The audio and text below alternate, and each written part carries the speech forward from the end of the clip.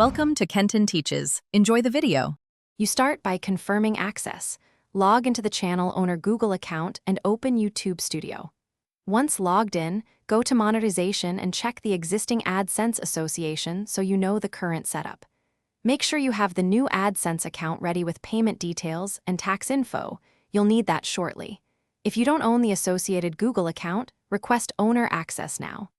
Once done, proceed directly to unlinking or requesting a transfer.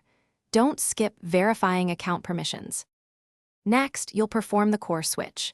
In YouTube Studio, open Monetization, then Settings, and select Adsense to begin unlinking the old account. If you can't unlink, ask the current Adsense owner to remove the association or transfer channel ownership. This step often causes delays, so communicate clearly.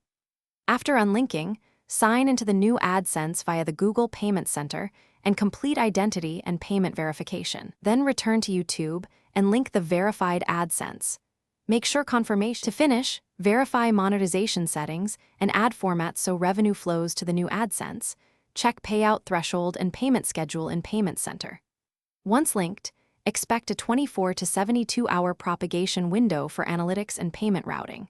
If you see missing revenue or claim errors, first confirm the new Adsense account is fully verified and not suspended. If problems persist, gather channel and Adsense ID. Then contact Adsense support or use the appeal form.